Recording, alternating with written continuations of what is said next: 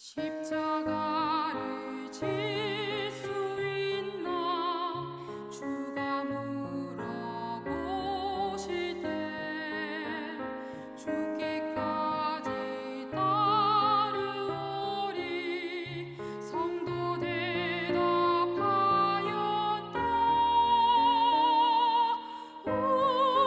우리의 심령 주의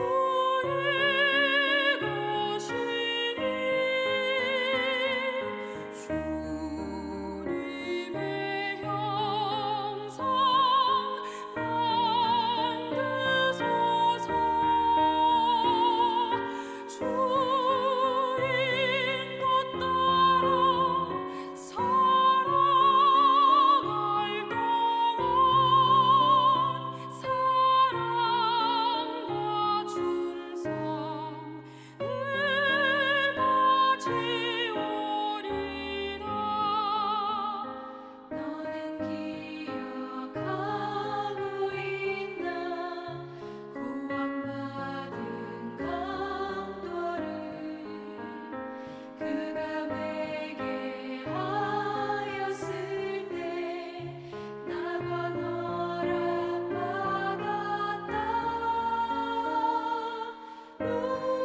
우리의 심령 주의 것이니 주님의 형상 만드소서. 주 인도 따라 살아갈 동안 사랑과 충성 늘 바치오리다.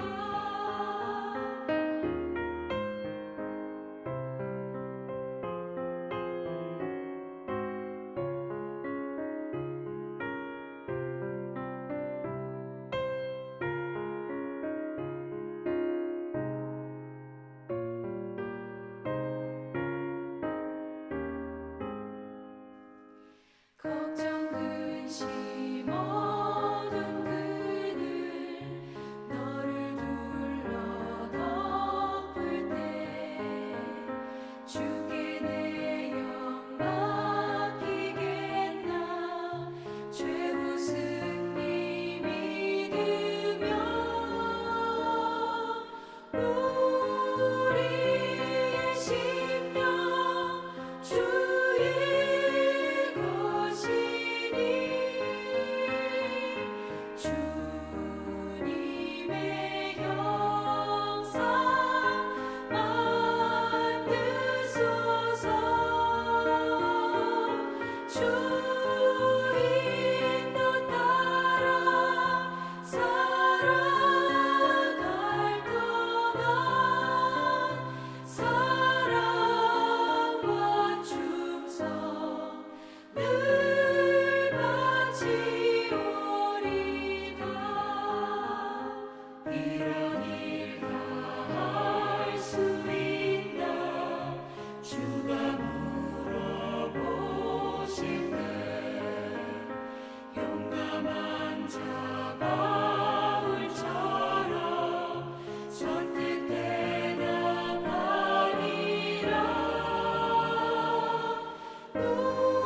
우리의 심령 주의 것이니 주님의 형상 만드소서. 주 인도 따라 살아갈 동안 사랑과 충성 늘 바치오리다.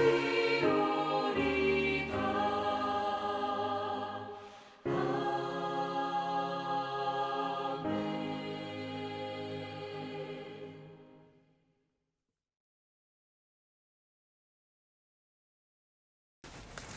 3월 30일 월요일 새벽 시간에 하나님께서 우리에게 주신 말씀은 사도행전 12장 1절에서 7절 말씀이 되겠습니다.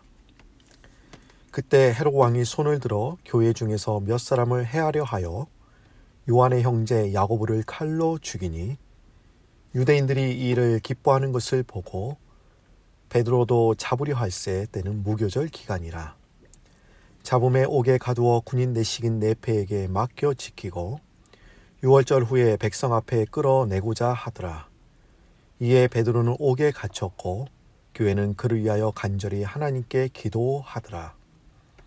헤롯이 잡아내려고 하는 그 전날 밤에 베드로가 두 군인 틈에서 두 쇠사슬에 매어 누워 자는데 파수꾼들이 문 밖에서 옥을 지키더니 호련히 주의 사자가 나타나매 옥중에 광채가 빛나며 또 베드로의 옆구리를 쳐 깨어 이르되 급히 일어나라 하니 쇠사슬이 그 손에서 벗어지더라.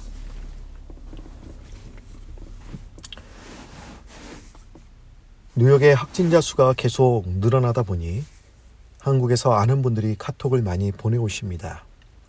괜찮냐고, 무탈하냐고. 여러분들도 한국에서 아는 분들로부터 카톡을 많이 받으실 것입니다. 신한분이 안부 인사와 함께 사진 한 장을 보내주셨습니다. 그 사진 속에는 만개한 벚꽃들로 가득했습니다. 사진에 그 벚꽃을 보면서 참 아름답다라는 생각이 들었습니다. 그런데 잠시 생각해 보니 더 아름다운 모습이 있더라고요.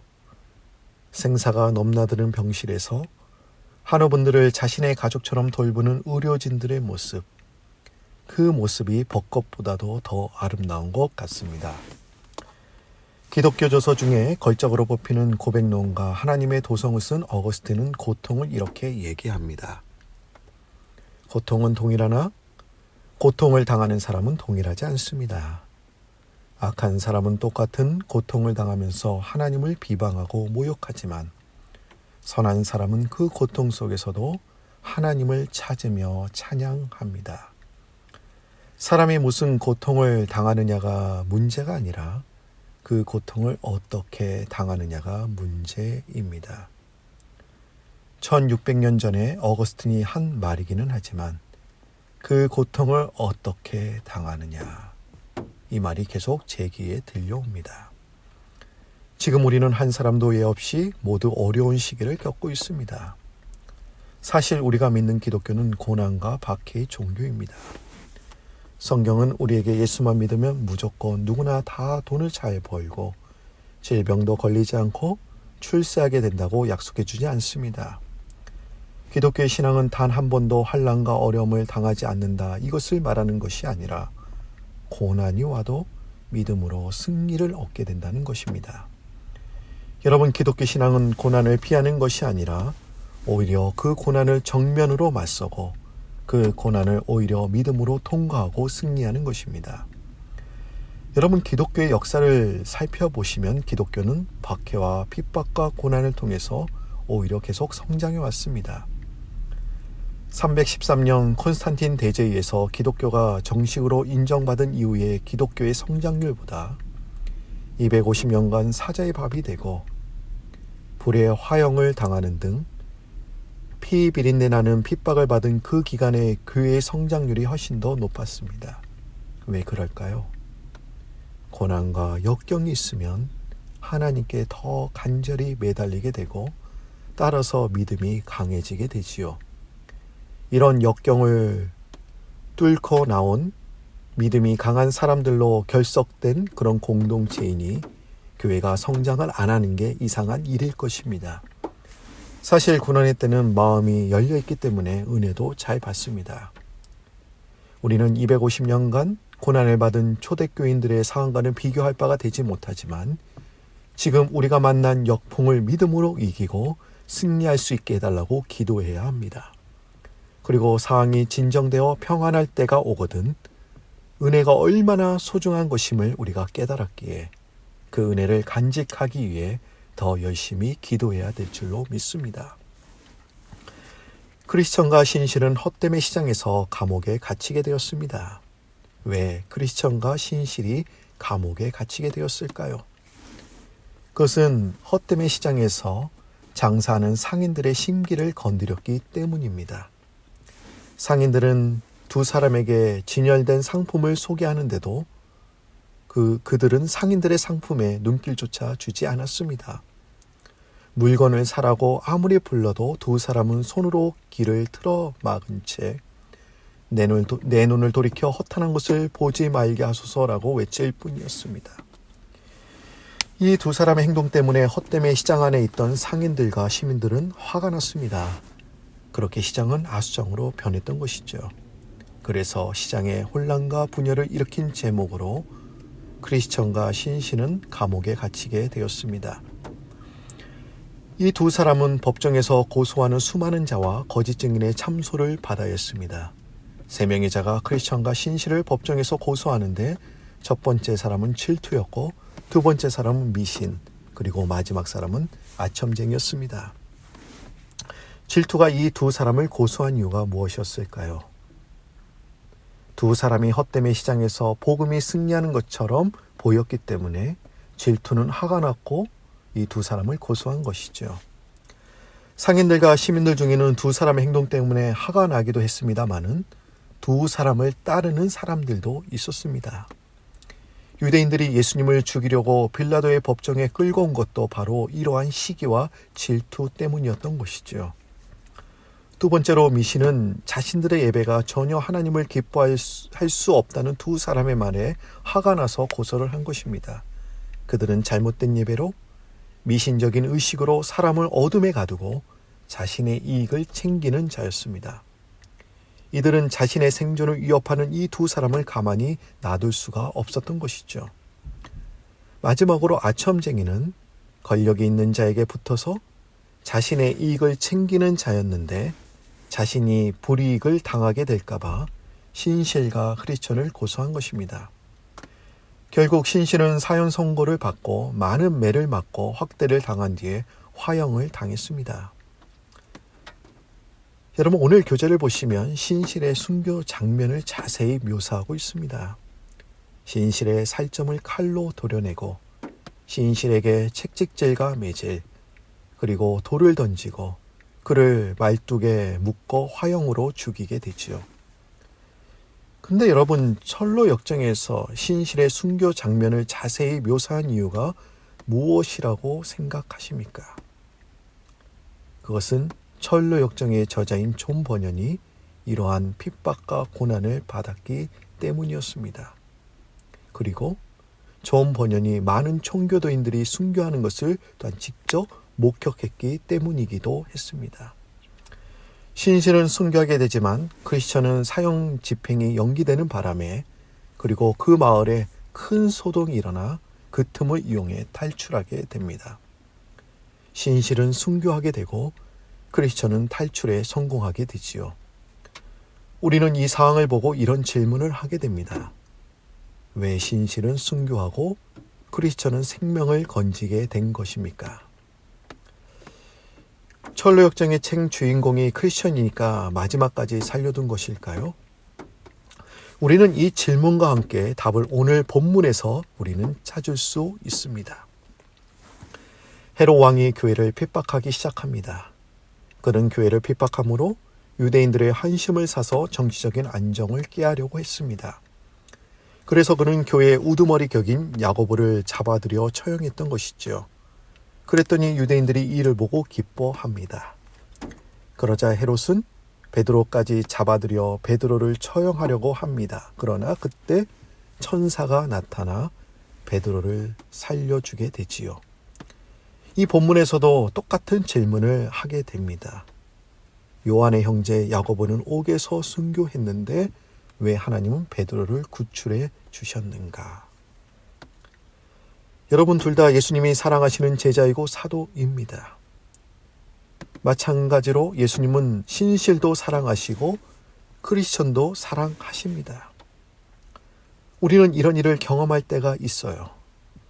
어떤 문제가 있어서 같이 기도했는데 어떤 사람은 응답받았는데 나에게는 응답이 없을 때가 있어요.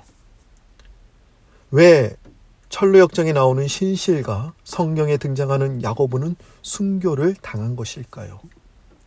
왜 하나님은 일관성 있게 대답하지 않으십니까?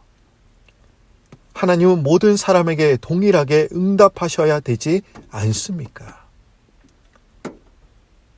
우리는 이 질문을 답하기 전에 기도가 무엇인지를 정확하게 알아야 할 필요가 있습니다.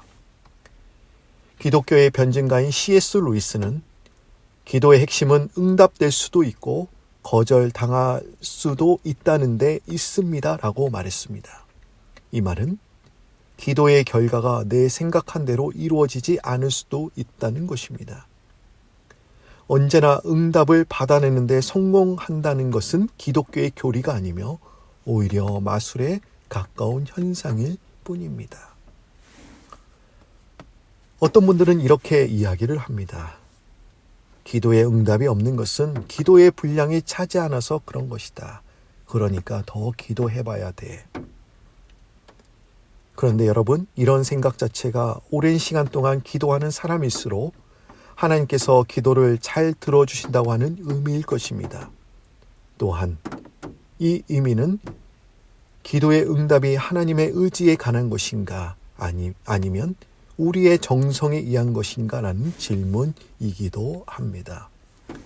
그러나 분명한 것은 우리가 그 이유를 정확하게 알 수는 없지만 하나님의 생각과 행동에는 그분의 분명한 목적과 의도가 존재한다는 것입니다.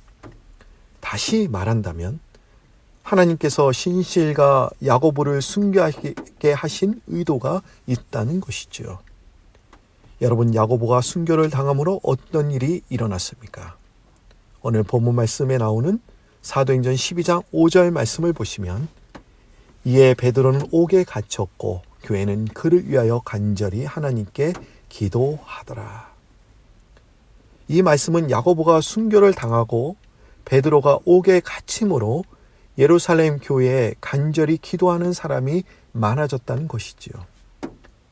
예루살렘 교회의 기도의 불씨가 살아났다는 것입니다. 한 사람의 순교가 기도의 부흥이 시작되었다는 것입니다. 하나님은 야고보를 순교하게 하심으로써 예루살렘 성도들이 힘을 합쳐 기도하도록 만드셨다는 것입니다. 여러분, 우리가 고난 가운데 있을 때 취할 수 있는 최선의 태도가 무엇이라고 생각하십니까? 그것은 기도입니다. 인간적으로 생각해보면 지금 예루살렘 성도들은 기도를 하고 있을 상황이 아닙니다. 베드로를 구하기 위해서 어떤 인간적인 수단을 강구해야만 할 상황이죠. 그러나 예루살렘 교회는 그렇게 하지 않았습니다. 교회는 베드로를 구하기 위해 어떤 인간적인 수단도 강구하지 않았습니다. 교회가 베드로를 위해 한 일이란 고작 하나님께 간절히 기도하는 일일 뿐이었습니다. 기도 외에 어떤 일도 생각하지 않았습니다. 왜 그렇습니까? 그들은 고난 속에서 그리스도인들이 취할 수 있는 가장 강력한 무기는 기도밖에 없다는 것을 알았기 때문이었습니다. 기도는 나약한 자가 마지막에 붙잡는 지푸라기가 아닙니다. 종교개혁자 마틴은 기도는 교회의 가장 강한 벽이고 요새입니다. 그것은 기독교의 뛰어난 무기입니다 라고 말했습니다.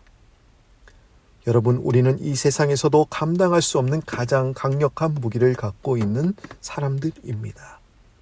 어떤 고난이 온다 할지라도 좌절하지 마시고 우리는 강력한 무기인 기도를 소유한 자들이기에 코로나 바이러스도 이겨낼 줄로 믿습니다. 예루살렘 교인들은 무엇을 위해서 기도하고 있었을까요? 우리는 예루살렘 교인들이 베드로가 풀려나기를 기도했을 것이라고 우리는 생각할 것입니다.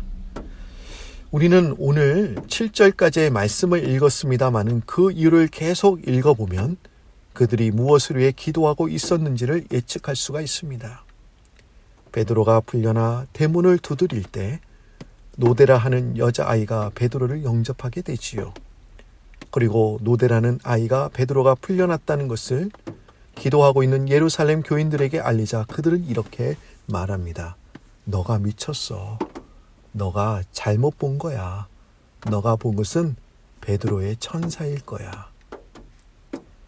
우리는 이걸 통해서 그들의 기도는 베드로가 풀려나기를 위한 기도보다는 베드로가 순교의 현장에서도 그 처참한 핍박을 잘 이겨내도록 승리하기를 위한 기도였다는 것을 우리는 알 수가 있습니다. 우리는 종종 기도하면서 그저 상황을 잘 모면하기를 위해서만 기도하는 경우가 있지요. 그런 기도는 베드로가 풀려나기를 위한 경우가 될 것입니다. 하지만 그런 기도는 응답받을 때도 있고 응답받지 못할 때도 있습니다. 여러분, 예루살렘 성도들이 베드로만을 위해서 기도했고 야고보를 위해서는 기도하지 않아서 순교를 당했다고 생각하십니까? 아닙니다. 예루살렘 성도들은 분명히 베드로를 위해서도 기도했으며 야고보를 위해서도 기도했습니다. 하지만 베드로는 풀려났고 야고보는 순교했습니다. 어떻게 된 것입니까? 죽음의 상황에서 극적으로 빠져나오는 것도 기도의 응답이지만 죽을 수밖에 없는 상황에서 그리스도인답게 믿음을 지키고 죽는 것도, 그런 용기를 얻는 것도 역시 기도의 응답입니다. 여러분, 기도는 환경을 바꿀 수 있습니다. 하지만 기도했는데도 환경이 바뀌지 않을 수도 있습니다. 야고보처럼 신실처럼 순교할 수도 있습니다. 환경을 넘어서는 기적을 체험하는 것도 승리지만 믿음을 잃지 않고 죽는 것도 승리입니다. 오늘 시간 우리가 기도해야 할 제목과 내용이 승리인 줄 믿습니다. 어저께로부터 코로나19 사태 진정을 위해 9일 구원 기도 캠페인을 우리가 벌이고 있습니다. 아직 시작하지 못하신 분들은 오늘부터라도 같이 동참해 주시면 감사하겠습니다. 오늘 오전 9시 또는 저녁 9시 중 여러분들이 편한 시간을 택하셔서 코로나19 특별 기도 제목과 미 하나님의 성의 공동 기도 제목 중심으로 기도해 주시기를 부탁드립니다. 다 같이 기도드립니다. 주님, 한 척의 배가 바다 한복판에서 역풍을 만나면 배가 출렁거리고 배 안에 탑승한 사람들이 두려움에 빠지는 것처럼 우리도 역풍을 만나 우리의 마음 가운데는 두려움이 있고 신체적으로 또한 경제적으로 어려운 가운데 있습니다. 이 환난을 통해 주님을 원망하는 자가 아닌 그 고통 가운데서도 하나님을 찾는 자가 되게 하여 주옵소서. 지금 매스컴을 통해서 들려오는 소식은 확진자의 숫자가 늘어났다는 절망과 안타까운 소식으로 넘쳐나지만 이 소식에 우리의 믿음이 약해지지 않도록 도와주시고 오히려 이 기회에 주님과 더 친밀해지는 기회가 될 수 있도록 도와주옵소서. 우리도 철로역정에 그리고 성경에 나오는 질문처럼 왜 신실과 야고보는 순교를 당하고 크리스천과 베드로는 살려주셨습니까? 라는 질문을 하게 됩니다. 우리는 하나님의 뜻을 정확하게 알지는 못하나 하나님께서 이렇게 하신 의도와 목적을 깨닫게 하여 주옵소서. 신실의 순교로 크리스천이 담대한 믿음으로 천성을 향해 달려나갔던 것처럼 또 야고보의 순교로 기도의 불씨가 살아난 것처럼 어려운 일 당할 때 하나님이 우리들에게 말씀하시고자 하는 바를 깨닫고 그 뜻에 순종하며 나아가게 하옵소서. 고난 가운데 우리들에게 가장 강력한 무기, 기도의 무기를 주셨사오니 그동안 무디어져 있었던 기도의 날을 날카롭게 가는 기회로 삼도록 하여 주옵소서. 무슨 일을 만나든지 믿음이 흔들리지 않고 약해지지 않도록 매 순간 승리할 수 있도록 도와주옵소서. 오늘 병상의 고통 가운데 있는 한우분들과 제1선에서 병자들을 치료하는 의료진들에게 세임과 능력을 부어 주옵소서. 오늘도 믿음 가운데 승리하는 삶이 되기를 소원하오며 예수님의 이름으로 기도드립니다. 하늘에 계신 우리 아버지요, 이름이 거룩히 여김을 받으시오며 나라의 마옵시며 뜻이 하늘에서 이룬 것 같이 땅에서도 이루어지리이다. 오늘날 우리에게 일용할 양식을 주옵시고 우리가 우리에게 죄진 자를 사하여 준 것 같이 우리 죄를 사하여 주옵시고 우리를 시험에 들게 하지 마옵시고 다만 악에서 구하옵소서. 대개 나라와 권세와 영광이 아버지께 영원히 있사옵나이다. 아멘.